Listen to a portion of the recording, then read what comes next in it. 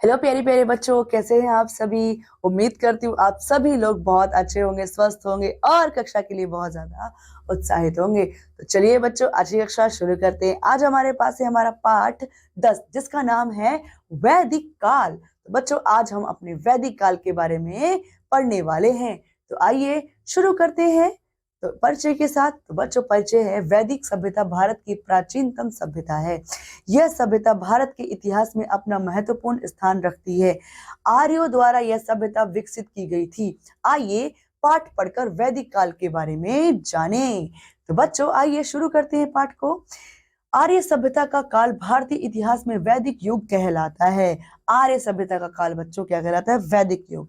इससे अनेक विभाजन किए गए हैं। कुछ विद्वान ऋग वैदिक काल, वैदिक काल तथा कुछ विद्वान पूर्व वैदिक काल, उत्तर वैदिक काल, महाकाव्य एवं सूत्र काल को वैदिक काल के अंतर्गत रखते हैं। तो बच्चों भारत में देखिए क्या है कि भारत में हड़प्पा या सिंधु सभ्यता के बाद जिस विस्तृत सभ्यता के चिन्ह मिले हैं उसे आर्यों की सभ्यता कहा गया है। किसकी सभ्यता के चिन्ह मिले हैं हड़प्पा के बाद या सिंधु के बाद? आर्य की सभ्यता। ठीक है, इस सभ्यता के चिन्ह सर्वप्रथम आधुनिक अविभाजित पंजाब में मिले हैं और धीरे धीरे इस सभ्यता का विस्तार दक्षिण एवं पूर्व में समस्त उत्तरी भारत में हो गया था। आर्यों ने हिमालय तथा विंध्य पर्वत के मध्य इस विस्तृत क्षेत्र का नाम आर्यावर्त रखा। ठीक है, इस काल को उत्तर वैदिक युग कहते हैं, अर्थात 1500 ईस्वी पूर्व से 600 ईस्वी पूर्व के काल को वैदिक युग कहा जाता है। ये बहुत इंपॉर्टेंट है बच्चों, ध्यान रखिएगा।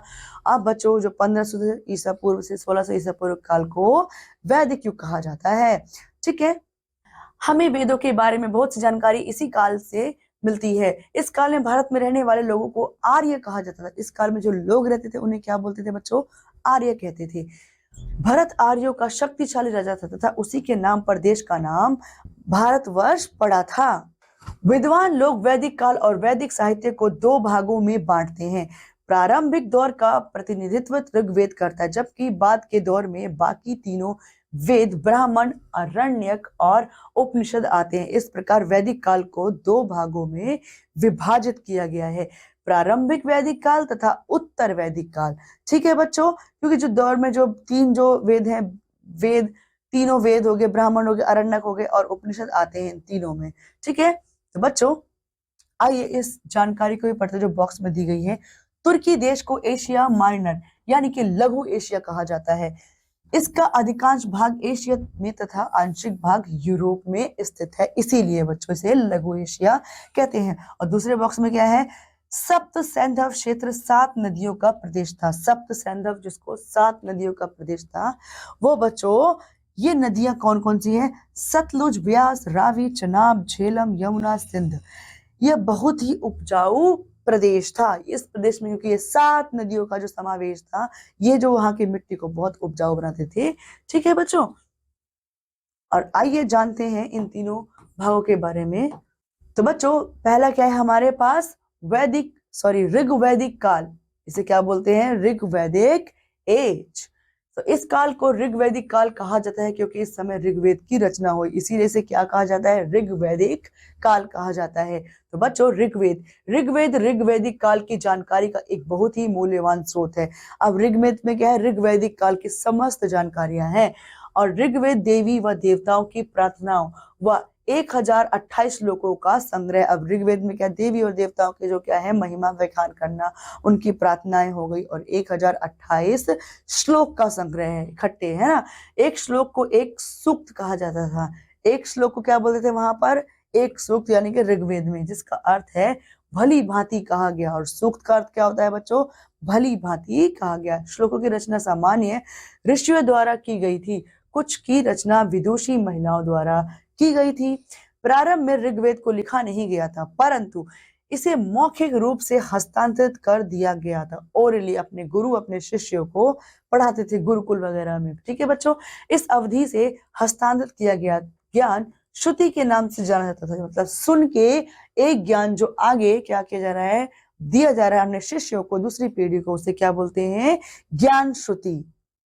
अब वैदिक गुरुओं ने शिष्यों के शब्दों को का सही उच्चारण करने व श्लोकों को याद करने में उनकी सहायता की। जो वैदिक गुरु ने शिष्यों को जो शब्द का सही उच्चारण करना, उनको याद करना, ये सब करने में उनकी सहायता की, ताकि वो अगली पीढ़ी के लिए उनके शिष्य हैं उनके दिमाग में वो संचय हो सके।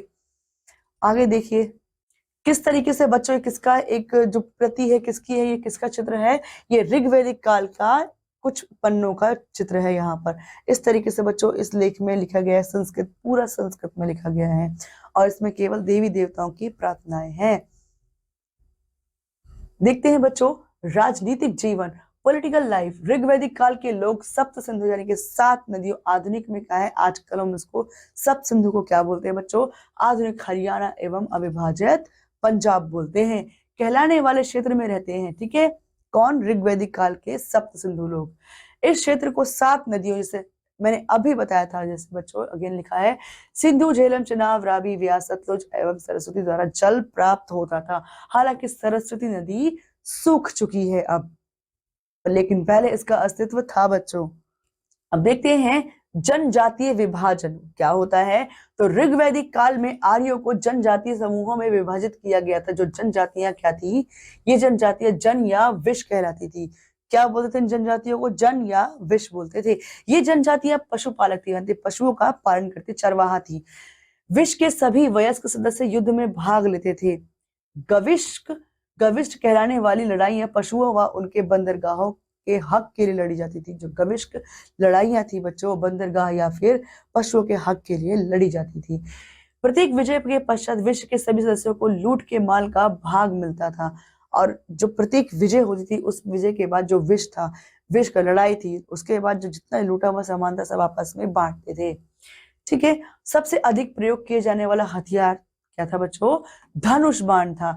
ऋग्वेद के एक सूक्त में लिखा है, धनुष से हमें सभी गाय जीत लेने दो, आओ धनुष के साथ हम विश्व के प्रत्येक कोने पर विजय प्राप्त कर ले। ऐसा कहाँ लिखा है बच्चों, ऐसा ऋग्वेद के एक श्लोक में लिखा हुआ है। आगे देखिए राजन। अब राजा के बारे में ऋग्वेद में क्या लिखा है, जनजातियों का मुखिया राजन कहलाता है। जो जनजातीय लोगों का मुखिया राजन है, वह युद्ध के दौरान जनजातियों का नेतृत्व करता है और नियम व कानून बनाए रखता है। वह जनजातियों के स्थान पर प्रार्थनाएं भी करता है। उसे उसकी सेवाओं के लिए बलि यानी कि ऐच्छिक दान प्राप्त होती है। राजन को सेनापति, गुरु व गांव के प्रधान से सहायता मिलती है। वो उनकी मदद करते हैं कानून को, व्यवस्था को चलाने में। राजन गंभीर विषयों पर अपनी प्रजा की सलाह लेता है। वह ये सब सभा गांव के चयनित बुजुर्गों की संस्था होती थी, जो कि बच्चों वह समिति यानी कि आय सभा द्वारा करता था। समिति ही राजन का चयन करती थी कि कौन हमारा नेतृत्व करेगा, समिति चयन करती थी। अब बच्चों देखिए व्यवसाय एवं मनोरंजन, बिजनेस एंड एंटरटेनमेंट। बच्चों प्राचीन आर्यों का मुख्य व्यवसाय गेहूं, जौ और चावल जैसी फसलें उगाना एवं पशुपालन करना था। व्यवसाय करना यानी कि एग्रीकल्चर या फिर जो रोजी रोटी है, अर्निंग्स। तो उनके जीवन में मुख्य थी, एक व्यक्ति का सामान्य अधीन गायों की संख्या के आधार पर किया जाता था। मतलब उसके अधीन जितनी गायें हैं वो उतना ही अमीर होगा। गाय विनिमय की एक इकाई भी थी। युद्ध व शांति में लोग रथों व घोड़ों का प्रयोग करते। युद्ध में और शांति में किसका प्रयोग बच्चों, रथों या घोड़ों का प्रयोग करते थे। अंतिम वैदिक काल में घोड़ा एक महत्वपूर्ण धार्मिक संकेत बन गया था। ऋग्वेद में उल्लेखित है कि उस समय बढ़ई, रथ बनाने वाले बुनकर, कुम्हार, चमड़ा बनाने वाले हस्तशिल्पकार भी थे। ऋग्वेद में इन सब का जिक्र मिलता है बच्चों। और आप देख सकते हैं बच्चे किस तरीके से यह युद्ध का, शांति के लिए रथ का यहाँ प्रयोग दिखाया गया है। शांति के लिए भी रथ का प्रयोग होता था और युद्ध के लिए भी। आगे देखिए सामाजिक जीवन कैसी थी, मतलब सोशल लाइफ कैसी थी। ऋग्वेद के अनुसार एक संयुक्त परिवार सबसे छोटी सामाजिक इकाई थी। इनका मुखिया परिवार का सबसे बुजुर्ग पुरुष होता था, महिला नहीं। महिलाओं का समाज में सम्मानजनक स्थान था। वे आस्थाओं एवं प्रार्थनाओं में उपस्थित रह सकती थी। प्रारंभ में समाज को वर्ण, त्वचा का रंग के अनुसार के आधार पर विभाजित किया गया था। गोरी त्वचा वाले आर्य काली त्वचा वाले दासों को तुच्छ समझते थे, यानी कि हीन समझते थे। ये दास उस क्षेत्र के वास्तविक निवासी थे जहां आर्यों के बीच उच्चतम से लेकर के निम्नतम तक समाज में 4 भाग ब्राह्मण, क्षत्रिय, वैश्य और शूद्र वाले वर्णों का निर्माण हुआ। और व्यवसाय के आधार पर सामाजिक विभाजन की प्रणाली बाद में जाति प्रणाली के रूप में हुई। अब वर्ण का अर्थ है जाति, पहले वर्ण थी काम के आधार पर, अब जाति बन गई है कट्टर जाति, जो कि बहुत प्रभावित करती है। अब बच्चों धर्म के बारे में जानते हैं। प्रारंभ में आर्य पृथ्वी, अग्नि, वायु, इंद्र, सूर्य व वरुण जैसी प्राकृतिक शक्तियों की आराधना करते थे। उनके सबसे महत्वपूर्ण देवता इंद्र थे। ठीक है, उस समय कोई मूर्ति नहीं थी, खुली हवा में प्रार्थना की गाई जाती थी, रीति रिवाज साधारण थे। ऐसे रीति रिवाज में अग्नि एक महत्वपूर्ण हिस्सा थी और इंद्र भी। किसके? ऋग्वेद के अनुसार बच्चों। अब उत्तर वैदिक काल, लेटर वैदिक एज में क्या आता है? तो लगभग 1000 ईस्वी पूर्व उत्तर वैदिक काल के प्रारंभ में आर्यों ने लोहे का प्रयोग करना सीखा। यह भारत में लौह युग का प्रारंभ था, शुरुआत थी। आर्यों ने लोहे को श्याम अयस काली धातु कहा। ठीक है, अब वे यमुना नदी के किनारे पर कुरुक्षेत्र व हस्तिनापुर की ओर गति करने लगे। लोहे के औजारों का प्रयोग ने उन्हें घने जंगल वाले क्षेत्रों को साफ करने योग्य बना दिया। काट करके जंगल साफ कर देते थे। यहाँ से आर्य उत्तरी गंगा के मैदानों में फैल गए, आर्यों का विस्तार हो गया। ठीक है, उत्तरी गंगा के मैदानों तक में भी। अन्य तीनों वेद, सामवेद, यजुर्वेद, अथर्ववेद की रचना इसी काल के दौरान हुई। रामायण, महाभारत व पुराणों के भाग की रचना भी इसी काल में हुई है बच्चों। उत्तर वैदिक काल के अंत में अर्थात 600 ईसा पूर्व में आर्य गंगा यमुना दोआब से उत्तर प्रदेश के कोसाला व उत्तर बिहार के विदेहा में फैल गए थे। अब देखिए राजनीतिक जीवन। अब राजन अब एक राजा था जिसके पास समुचित सेना व साम्राज्य था। उसका सम्मान उसके द्वारा नियंत्रित क्षेत्र के विस्तार पर निर्भर था। उसने सम्राट व महाधिराज राज जैसी उच्च उपाधियों को अपनाया। उसने और अधिक शक्ति प्राप्त करने हेतु राजसूय जैसे यज्ञ त्याग, जिसको त्याग बोलते हैं, किए एवं उसने अपने साम्राज्य का विस्तार करने के लिए अश्वमेध यज्ञ किए। और बच्चों आप इस चित्र में देख सकते हो किस तरीके से ये अश्वमेध यज्ञ किया गया है, उसका यज्ञ हो रहा है। और ये अश्व जो है खोला जाएगा और अश्व सब जगह से घूमते हुए अगर वो वापस आ जाता है बच्चों, तो क्या होता है? वह राजा बहुत ही शक्तिशाली है। और अश्वमेध यज्ञ में राजा अपनी काबिलियत देखने के लिए अश्वमेध यज्ञ करता है, वो अश्व को छोड़ देता है। अगर बीच में किसी राजा ने उसका अश्व पकड़ लिया तो उस अश्व को पकड़ने के जुर्म में, राजा द्वारा भेजे गए अश्व को पकड़ने के जुर्म में राजा से उस पकड़ने वाले को युद्ध करना पड़ता था। ठीक है बच्चों, व्यवसाय एवं मनोरंजन की बात करते हैं तो बच्चों बिजनेस एंड एंटरटेनमेंट। जीवन यापन का मुख्य साधन क्या था बच्चों? कृषि। शुरू से बच्चों हमारा जो भारत है वो कृषि प्रधान देश रहा है। लोहे का प्रयोग से बेहतर एवं हल जैसी भारी कृषि उपकरणों का निर्माण हुआ। उत्तर वैदिक काल में बच्चों शिल्प का, चमड़े का कार्य, कुम्हार, बढ़ईगिरी व आभूषण निर्माण जैसे हस्तशिल्पों की दशाएं भी उन्नत हो गई। मतलब ये सारे कार्य भी वहां पर करना होना शुरू हो गए। ठीक है, अब बच्चों ना अब देखते हैं सामाजिक जीवन, सोशल लाइफ। सामान्यतः महिलाओं को पुरुष की तुलना में तुच्छ माना जाता था। अब ये वो समय शुरू हो चुका है एवं समाज में इनका स्थान निम्न था। हालांकि धार्मिक समारोह में महिलाओं की उपस्थिति आवश्यक थी। उच्च वर्ग की महिलाओं को शिक्षा प्राप्त हो सकती थी, निम्न वर्ग की महिलाओं को बिल्कुल भी नहीं। और बच्चों सामाजिक विभाजन क्या था? ब्राह्मण व क्षत्रिय समाज के प्रशासन में सहयोग करते थे। उत्तर वैदिक काल में अंत में अनेक वैश्य जो ब्राह्मण में किसान थे, उन्हें व्यापार व हस्तशिल्प को व्यवसाय के रूप में अपनाया गया। शूद्र अब कृषि कार्य एवं निम्न कार्यों में संलग्न थे, क्योंकि वह शूद्र थे। वे अभी भी उच्च जातियों द्वारा आनंद ली जाने वाली सुविधाओं से वंचित एवं निम्न सतह के कार्यों में संलग्न। मतलब जो उच्च कोटि के जो लोग हैं, जो उच्च व्यवस्था में बैठे हुए लोग हैं, वो उनका शोषण करते थे। उत्तर वैदिक काल के अंत में जाति प्रणाली अनुवांशिक एवं सुदृढ़ हो गई। ठीक है, इसका अर्थ था कि एक पुत्र को उसके पिता के व्यवसाय को अपनाना पड़ता था। ये क्या था? अनिवार्य था बच्चों। एवं व्यवसाय में परिवर्तन प्रतिबंधित था। अब व्यवसाय में आप अपना व्यवसाय बिल्कुल नहीं बदल सकते। ठीक है, अब उपजातियों का सूत्रपात हुआ। कुछ व्यवसाय जैसे मृत शरीर का क्रियाक्रम करना निम्न समझे जाते थे, छोटे समझे जाते थे। वे लोग जो ऐसे कार्य करते थे उन्हें तुच्छ समझा जाता था। यदि कोई उच्च जाति का व्यक्ति उन्हें स्पर्श कर लेता था तो उसे शुद्धिकरण के रीति रिवाजों से गुजरना पड़ता था। उनका शुद्धिकरण होता था प्रॉपर मंत्रों द्वारा। उसके बाद बच्चों आता है धर्म यानी रिलीजन। इस समय महत्वपूर्ण ऋग्वैदिक देवताओं ने अपना स्थान खो दिया। ऋग्वैदिक जो देवता थे उनका स्थान अब कम हो गया है। उन्हें प्रजापति यानी कि ब्रह्मा, निर्माणकर्ता विष्णु, संरक्षण एवं शिव संहारक प्रतिस्थापित कर दिया गया। हिंदू धर्म जिसका आज अस्तित्व है वह इस काल में आया। इसी काल में बच्चों क्या आया? हमारा हिंदू धर्म आया। बलि की महत्ता बढ़ गई एवं धार्मिक पूजा पाठ अधिक पेचीदा हो गए, बहुत ज्यादा जटिल हो गए, उनकी जो प्रक्रिया थी कठिन हो गई है। उसके बाद बच्चों यहाँ पर क्या है? एजुकेशन यानी कि शिक्षा। लड़कियों को शिक्षा घर पर ही प्राप्त होती थी। एक लड़का अपना विद्यार्थी जीवन गुरुकुल में व्यतीत करता था, जहां गुरु यानी कि जो अध्यापक होते हैं अपने परिवार व शिष्यों के साथ रहता था। शिष्य ज्ञान प्राप्त करने के बदले गुरु की सेवा करते थे। ठीक है, ज्ञान को मौखिक रूप से संस्कृत में हस्तांतरित किया जाता था। केवल और केवल संस्कृत भाषा ही इस्तेमाल होती थी ज्ञान को हस्तांतरित करने में। इसमें से अधिकांश ज्ञान वैदिक साहित्य में था। व्याकरण, खगोल शास्त्र, औषध विज्ञान, युद्ध कलाएं, संगीत एवं नक्शा शास्त्र का भी ज्ञान दिया जाता था बच्चों। और उसके बाद खामोश प्रहरी कहानी महापाषाणों की, science sentence the story of the megaliths. तो बच्चों यहाँ पर जो प्रहरी है महापाषाण यानी कि पत्थरों के रूप में जो कहानी है उसको समझते हैं। अब तो दिए गए चित्र को देखिए, इन शिलाखंडों को बड़ा पाषाण पत्थर के नाम से जानते हैं। ये पत्थर उन स्थानों पर बड़े करीन से लगाए गए थे जहां लोगों को दफन किया जाता था। महापाषाण कब्रें बनाने की प्रथा लगभग 3000 वर्ष पूर्व आरंभ हुई।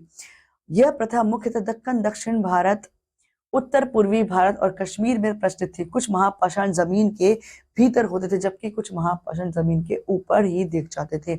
ये है बच्चों, इस चित्र में आप देख सकते हैं अच्छे से, ये क्या है? ऐसे महापाषाणों का ताबूत, शवाधान जो सिस्ट कहते हैं जिसे, यहाँ दर्शाए गए सिस्ट में एक पोर्ट होल बड़ा सुराख है जो शायद पत्थरों से बने हुए कमरे में जाने का मार्ग है। यहाँ पर बच्चों आप देख सकते हैं किस तरीके से ये बनाया गया है। पुरातात्विदों को कभी अकेला खड़ा हुआ पत्थर मिलता है तो कभी गोलाकार सजाए हुए पत्थर मिलते हैं। ये जमीन के नीचे कब्रों को दर्शाने वाले एकमात्र प्रमाण है। मतलब ये जहां जहां जिस तरीके के अलग अलग आकृति के पत्थर रखे गए वहां पर कोई ना कोई कब्र जरूर है।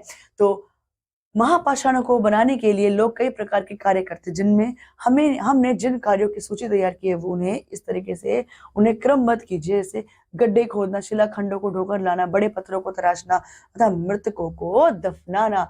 ये कार्य क्या है? एक कार्य सूची है। ठीक है, इन सभी कब्रों में कुछ समानताएं पाई जाती हैं। मृतकों को आमतौर पर विशेष प्रकार के मिट्टी के बर्तनों के साथ दफनाया जाता था, जिन्हें काले लाल मिट्टी के बर्तनों, ब्लैक एंड रेड वेयर के नाम से जानते हैं।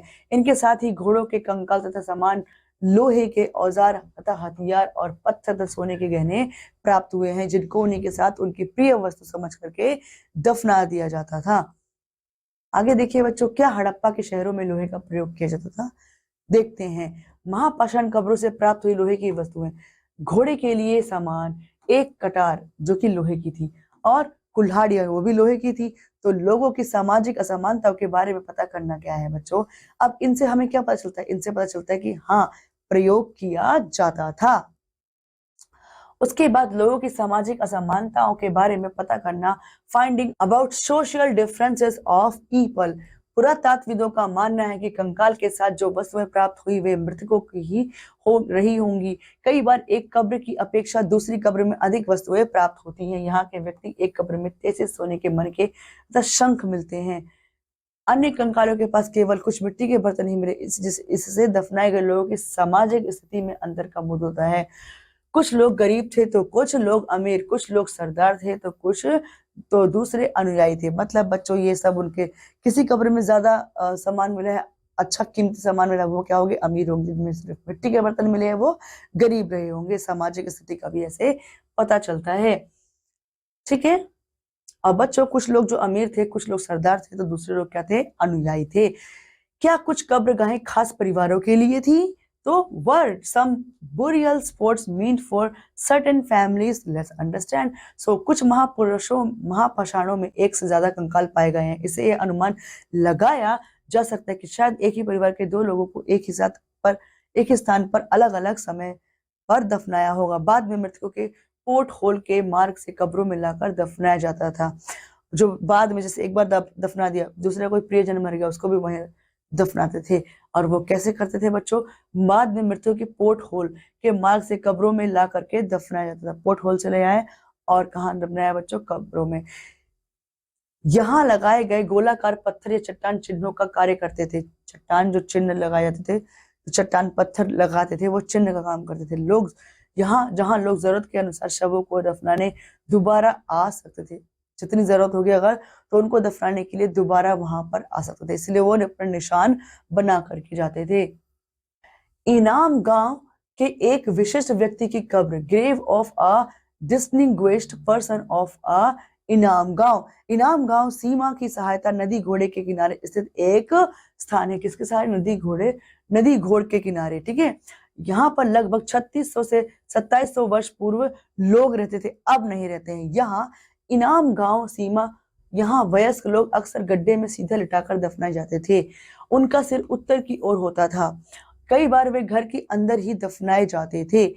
वे बर्तन जिनमें शायद खाना और पानी रखा गया हो दफनाए गए शव के पास हमें मिलते हैं, उनके कब्रों की खुदाई में। एक व्यक्ति 5 कमरों वाले मकान के आंगन में 4 पैरों वाले मिट्टी के एक बड़े से संदूक में दफनाया गया था। यह घर गांव के सबसे बड़े घरों में से एक था, जो कि बस्ती के बीच में स्थित था। तो शव के पैर मुड़े हुए थे। इस घर में एक अनाज का गोदाम भी था, जो खुदाई में बच्चों मिला है और वहां की संस्कृति और कल्चर के बारे में बताता है कि किस तरीके से वहां का सामाजिक जीवन था और किस तरीके के लोग वहां पर कुछ विशिष्टता वाले थे, ठीक है। अब वो घर जो था बीचों बीच वो क्या था, 5 कमरों वाला मकान था। आंगन में 4 पैर वाले मिट्टी के बड़े संदूक में दफनाया गया था व्यक्ति को। अब आगे क्या बताते हैं हमें कंकालों के अध्ययन, चलिए जानते हैं। किसी बच्चे के कंकाल को छोटे आकार के आधार पर सरलता से पहचान सकते हैं, परंतु बच्चे और बच्ची के कंकाल को मध्य कोई अंतर नहीं होता है, ठीक है। कंकाल पहचाना, साइज छोटा तो मतलब बच्चे का कंकाल। कई बार पुरातात्विक कंकाल के साथ मिली वस्तुओं के आधार पर इसका अनुमान लगाते हैं कि फीमेल की वस्तुएं हैं या मेल की वस्तुएं हैं। तो इससे पता चलता है कि फीमेल का कंकाल है या मेल का कंकाल है, कि कंकाल किसी पुरुष का था या स्त्री का। उदाहरण हेतु कंकाल के साथ गहने मिलने पर कई बार उसे महिला का कंकाल मान लिया जाता है, परंतु ऐसी समझ के साथ समस्याएं हैं।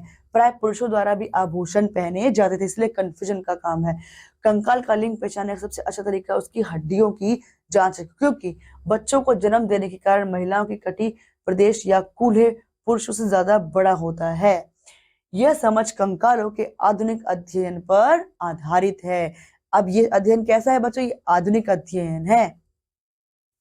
आज से लगभग 2000 वर्ष पूर्व चरक नामक एक प्रसिद्ध वैद्य हुए। उन्होंने चिकित्सा शास्त्र पर चरक संहिता नामक पुस्तक लिखी। उनके अनुसार मनुष्य के शरीर में 360 हड्डियां होती है। आधुनिक शरीर रचना विज्ञान की 206 हड्डियों से बहुत अधिक है। शायद चरक ने अपनी गिनती में दांत हड्डियों को के जोड़ तथा कार्टिलेज को जोड़कर यह संख्या बताई होगी, ठीक है बच्चों।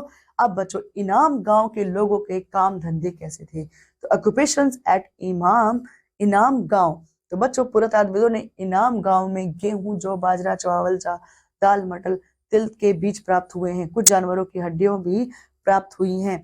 कई हड्डियों पर काटने के निशान से यह अनुमान लगाया जा सकता है कि लोग इन्हें खाते रहे होंगे, ठीक है। घोड़ा, गधा, सुअर, चिड़िया, घड़ियाल, कछुआ, केकड़ा, गाय, बैल, भैंस, बकरी, भेड़, कुत्ता, सांबर, चितकबरा, हिरण, कृष्ण मृग, खरहा, नेवला और मछली की हड्डियां भी मिली है, जिससे पता चलता है कि वो सब इन सब का सेवन करते होंगे। ऐसे साक्ष्य पाए गए हैं कि आंवला, बेर, जामुन, खजूर, कई प्रकार की रसबरियों को इकट्ठा किया जाता था। अब बच्चों, आइए पाठ के बाद कुछ बिंदु दोहरा लेते हैं। तो भारत में हड़प्पा या सिंधु सभ्यता के बाद जिस विस्तृत सभ्यता के चिन्ह मिले उसे आर्यों की सभ्यता के नाम से अभिहित किया जाता है। राजन को सेनापति, राजगुरु व गांव के प्रधान से सहायता मिलती थी। व्यवसाय के आधार पर सामाजिक विभाजन की प्रणाली बाद में जाति प्रणाली के रूप में हुई। अब वर्ण का अर्थ था जाति, अब वर्ण को जाति के तौर पर लेते हैं। प्रारंभ में आर्य पृथ्वी, अग्नि, वायु, इंद्र, सूर्य, वरुण जैसी प्राकृतिक शक्तियों की आराधना करते थे। सामान्यतः महिलाओं को पुरुषों की तुलना में तुच्छ माना जाता था एवं समाज में इनका स्थान निम्न था। पुरातत्वविदों को कभी अकेला खड़ा हुआ पत्थर मिला तो कभी गोलाकार सजाए हुए पत्थर मिलते। मोतियों को सूत व रेशम के धागों में पिरोया गया था, जिससे आभूषण बनाए जाते थे। अन्य कंकालों के पास केवल कुछ मिट्टी के बर्तन ही मिले हैं, जो कि उनकी सामाजिक स्थिति को दर्शाते हैं। पुरातात्वविदों को इनाम गांव में गेहूं, जौ, बाजरा, चावल, दाल, मटर, तिल आदि के बीज प्राप्त हुए हैं। तो बच्चों, मैं उम्मीद करती हूँ कि आपको ये हमारी वैदिक कला, वैदिक साक्ष्य जो मिले हैं, वैदिक इतिहास अच्छे से समझ में आया होगा।